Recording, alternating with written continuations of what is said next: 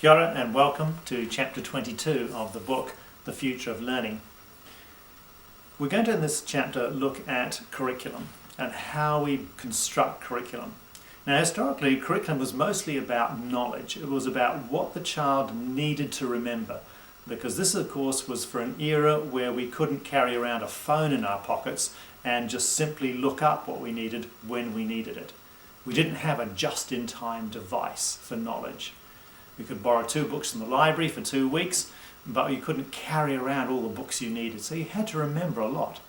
So historically, in the 20th century, most curricula were designed around what the child had to remember and would be tested on in the examination. And because that was a large amount, there was a large amount of documentation, so the curriculum documentation usually stacked up to be about 1 metre high for most countries. So we want to rethink that now, because now we're looking at curriculum in a totally different light. And it's not just about what the child needs to know. It's about some of the capacities they need to live a life in the 21st century, in this century right now. What are those capacities? And so what we've been looking at is we've been asking ourselves, what is the purpose of school? And we're going to address that in the next chapter when we talk about what is the purpose of school? Has it actually changed? Right? So the purpose of school will be part of our curriculum because we need to have that capacity there. An outcome of the purpose is that we increasingly now want our young people to have agency over their world. In the last century, we needed them to do what they were told. For most people, we needed to do what they were told, be reliable, be honest, be hardworking, and be diligent. Right? Those were the qualities we were looking for. The qualities we're looking for now is that we don't want them to do as they are told, we want them actually to show initiative and actually get out there and put things forward. So we need these things called the competencies, that underpin this thing called agency. If you want to have agency over your world, you have to have a set of capabilities. And so we need a sense of identity. We need to understand how to question and how that drives our thinking. We need to be able to collaborate. We need to actually manage myself. We need to have a language around learning. I need to be able to connect my new learning to the existing learning I have. So these competencies are absolutely critical for that. Right? Once you've got that capability, the curriculum then has to address the notion of, what does the learning process look like?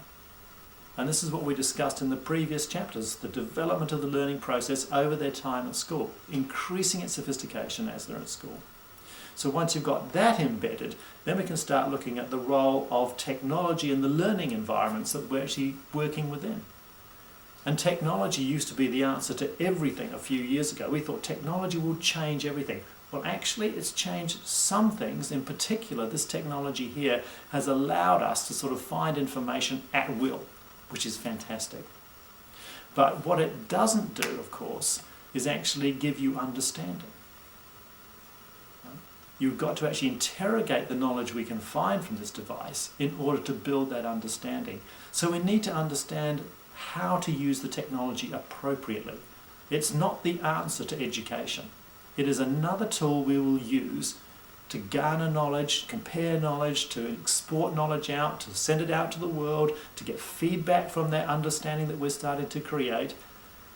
And so in that way, it's incredibly powerful, right? Incredibly powerful. But we must be very careful that we don't just say to the people that come through our schools, look, see how wonderfully the kids are engaged. Of course they're engaged. This thing is a fascinating object. But just because they're engaged doesn't mean they're learning anything. So we have to make sure that they're learning. So engagement has been the benchmark. When I go around schools, the principals say to me, look how engaged these children are, Mark. I'm going, fantastic, but are they learning anything? Because engagement does not equal learning. So we have to understand this technology. We have to get our headspace around the communities that we're actually now working in. How do they function?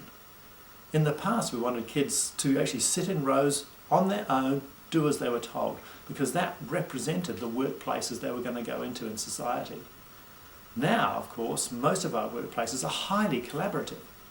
And so we're changing our learning environments in schools to accommodate that change in the culture of where they're going to end up in life. Not just in their workplaces, in their social places, in their sporting places, in their relationship places. It's a whole dynamic, and we need to make sure they have those capacities.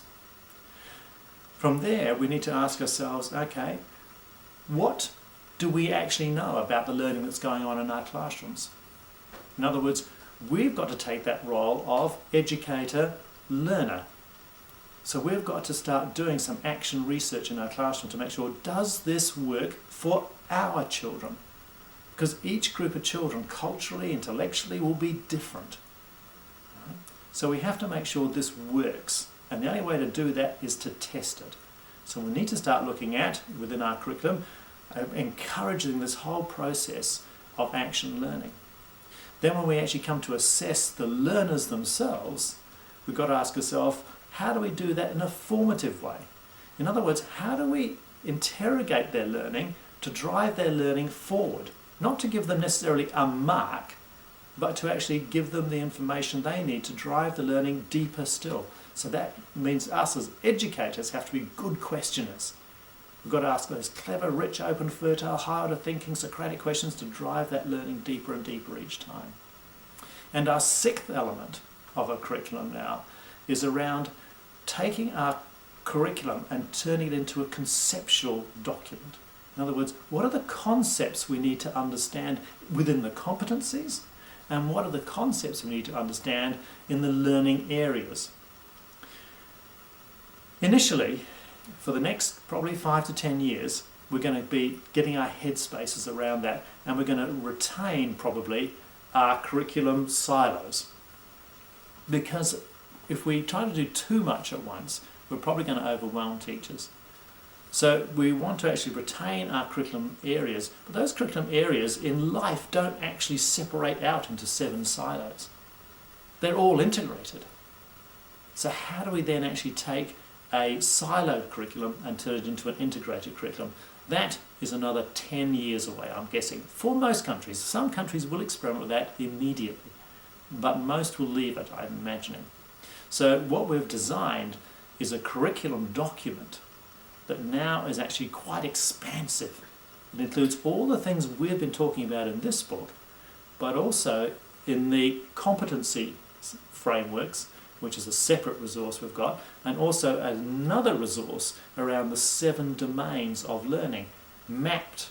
So we've mapped the concepts developmentally across 5 different levels, which we'll talk about later on. So the curriculum document now has become much more complex and represents much more of not just about what the child needs to remember, but how do we do the teaching, what's our teaching practice, what's our culture in our country, how do we want to actually have our young people leave our institutions, what capabilities do we want them to have.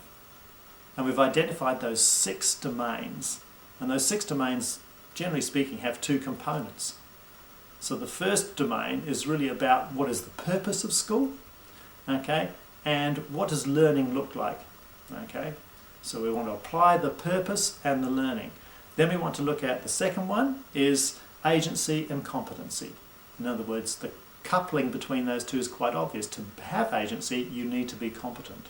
Then we need to look at our notion of intelligence and what the learning process looks like. What's the relationship between learning and intelligence?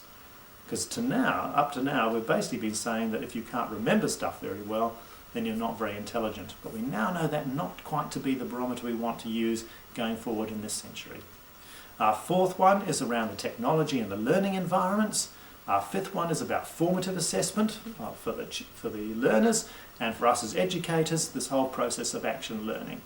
And finally, we want to look at the learning areas and the competencies, but from a conceptual frame as opposed to a knowledge frame. So it's a big gig, it's a really big deal. And so countries around the world are going to go out and start doing this. We've created a whole lot of resource to facilitate this, and that must be adapted to literally each school, each state, each region, each country, wherever you are in the world. Thank you very much, and now we're going to unpack those 6 domains in the next 6 chapters.